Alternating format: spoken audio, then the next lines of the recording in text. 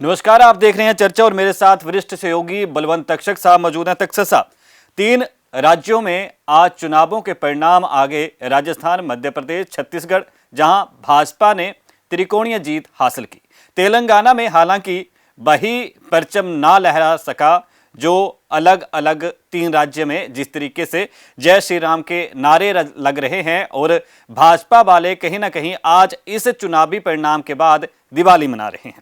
लेकिन कार्यकर्ताओं में ये जो जोश जज्बा और जुनून देखा जा रहा है, तो हरियाणा में अगले साल विधानसभा चुनाव हैं, क्योंकि हरियाणा में भी ऐसे ही प्रतिक्रम सामने आए हैं। राजस्थान को जीत को लेके, छत्तीसगढ़ और मध्य प्रदेश की जीत को लेकर कांग्रेस वाले भी खुश हैं क्योंकि तेलंगाना में भी जीत हुई है। लेकिन मुख्य तौर पर राजस्थान की कहीं ना कहीं सुगबुगाहट पहले भी थी हरियाणा तक, क्योंकि जज्बा मैदान में थी। और इसके बाद अब जो सियासी परिणामों के बाद जो सवाल और गुणा भाग को अगर देखा जाए तो उसमें संबंध में जो अब सवाल उठने शुरू हो गए हैं, तो अगर आने वाले विधानसभा चुनावों से या लोकसभा चुनावों के साथ साथ इनको देखा जाए, तो सबसे पहले तो जानना चाहूंगा कि मुख्यमंत्री मनोहर लाल खट्टर और उसके साथ कांग्रेस के कार्यकर्ताओं का क्या प्रतिक्रम है आज की जीत के बाद।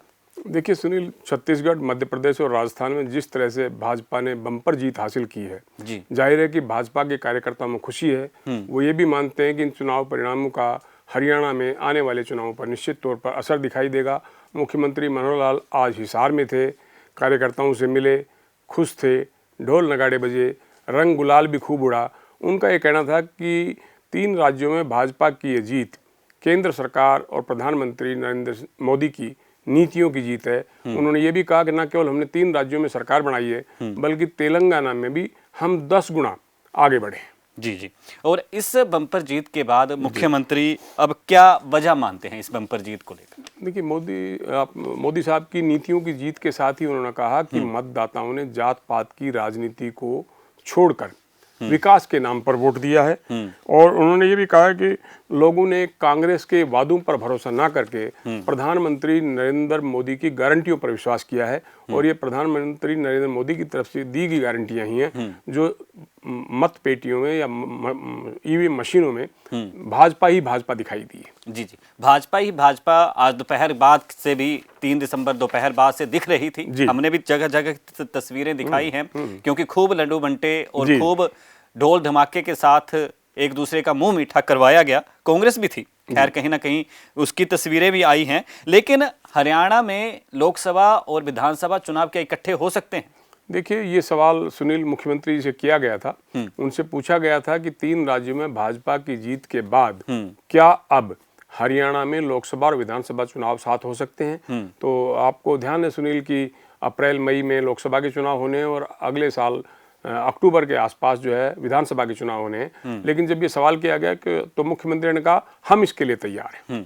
अच्छा, वो इसके लिए तैयार है, लेकिन क्या राजस्थान में जो गैस सिलेंडर का रेट है उसके लिए वो तैयार है? क्या उसके दाम पर मिल सकता है? नहीं, ये सवाल भी उनसे किया गया था कि राजस्थान में आप 400 रुपए का सिलेंडर देंगे, 450 रुपए का सिलेंडर देंगे, तो क्या हरियाणा में भी ये फैसला लागू किया जाएगा? तो उनका ये कहना था कि ये फैसले समय के मुताबिक तय होंगे। हमने जो केरोसिन मुक्त हरियाणा किया है, हमने विधुर पेंशन की व्यवस्था की है, हमने कैंसर पीड़ितों के लिए पेंशन की व्यवस्था की है, बुढ़ापा पेंशन को बढ़ाकर 3,000 रुपये किया गया है, और जो गरीबी रेखा से नीचे की आय 1,80,000 रुपये तय की गई है। ये हरियाणा ही एक ऐसा राज्य है, बाकी किसी राज्य में इस तरह की व्यवस्था नहीं है। और जो गैस सिलेंडर का पूछा गया था, दोनों का समय आने पर इस तरह के फैसले लिए जा सकते हैं। चलो, फैसलों की बात तो बाद वाली होगी, लेकिन उससे पहले रणनीति क्या हो सकती है हरियाणा में भाजपा? नहीं, भाजपा तो देखिए लगातार अपनी रणनीति पे काम करती है।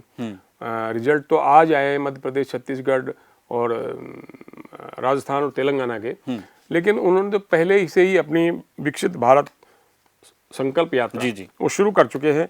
और इस संकल्प यात्रा का मकसद भी है केंद्र और राज्य सरकार की नीतियों को जन जन तक पहुंचाना, गांव-गांव तक संकल्प यात्रा को लेके जाना, आम मतदाताओं से संपर्क स्थापित करना, ये मकसद है। और इसी मकसद से यात्रा शुरू कर दी है। और अब इस 3 राज्यों में भाजपा की बम्पर जीत से कार्यकर्ताओं में और उत्साह बढ़ेगा और ये संकल्प यात्रा को मैं समझता हूँ कि जगह जगह ठीक समर्थन मिलने की उम्मीद है। जी, अच्छा, दूसरी तरफ भाजपा के प्रदेशाध्यक्ष हरियाणा इकाई के, क्या उनका कोई प्रतिक्रम आया? सैनी साहब? जी, नवनियुक्त अध्यक्ष नायब सिंह सैनी ने कहा है कि ये जीत ये साबित करती है 3 राज्यों की कि आने वाले 2024 के लोकसभा चुनाव में नरेंद्र मोदी तीसरी बार देश के प्रधानमंत्री बनेंगे और भाजपा को लोकसभा चुनाव में पहले से ज़्यादा सीटें मिलेंगी। अब इन 3 राज्यों ने ये जता दिया है कि कांग्रेस की नीतियों पर लोग भरोसा नहीं कर रहे हैं। जी, नीतियों पर भरोसा नहीं, लेकिन हरियाणा में भरोसा बहुत है भाजपा को और गठबंधन जजपा के साथ किया, सरकार बनाई। जी। लेकिन राजस्थान में जजपा ने अपने उम्मीदवार बताए तो वहां पर भाजपा की स्थिति तो जग जाहिर है, क्या परिणाम रहे, लेकिन जजपा की क्या क्या स्थिति रही? देखिए, जजपा ने बहुत जोर शोर से अपने उम्मीदवार खड़े किए थे। 25 से 30 सीटों पर उम्मीदवार खड़े करने की बात कही थी। 16 सीटों पर उनके उम्मीदवार मैदान में भी थे। और आपको अगर सुनील थोड़ा पीछे ले जाएं तो आपको ध्यान होगा कि जब जनता दल की केंद्र में सरकार बनी थी तब चौधरी देवीलाल सीकर लोकसभा क्षेत्र से सांसद का चुनाव जीते थे और उप प्रधानमंत्री बने थे।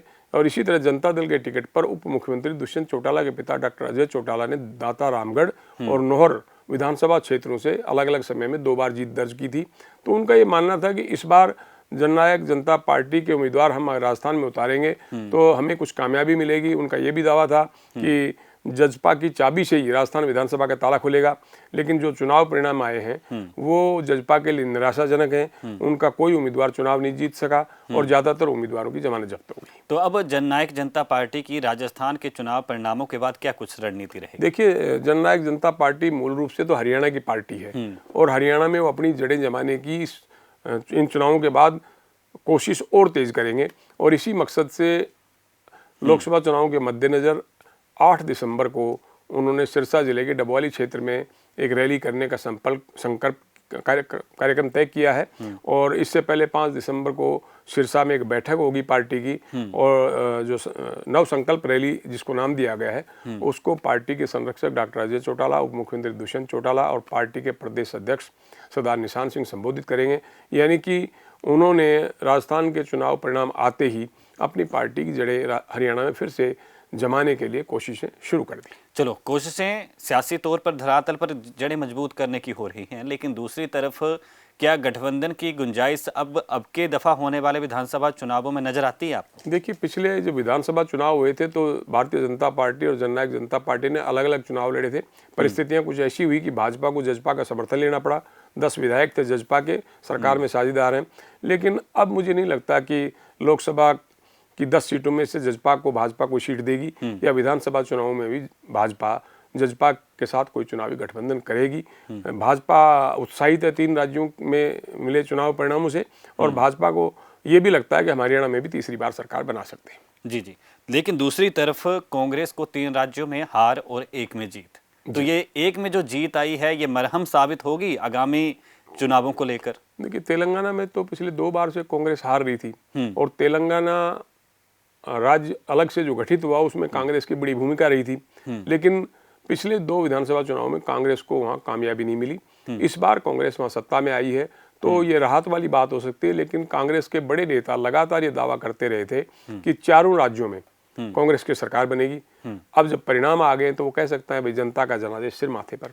अच्छा, चलो, सिर माथे पर देखने वाली बात होगी। लेकिन अब देखने वाली बात तक्षक साहब ये भी होगी कि ट्रायंगल फाइट हमेशा हरियाणा में देखी जाती थी। इनेलो का एक विधायक है, जजपा अब ट्रायंगल फाइट में तीसरी पार्टी की भूमिका निभाती है या भाजपा के साथ गठबंधन में हरियाणा में फिर से चुनाव में आती है, या क्या कुछ स्थितियां बनती हैं, ये भविष्य के गर्भ में है अभी। लेकिन फिलहाल ताज़ा जो सियासी घटनाक्रम है उस पर बातचीत करने के लिए हमसे बहुत बहुत धन्यवाद जी। शुक्रिया सुनील, शुक्रिया।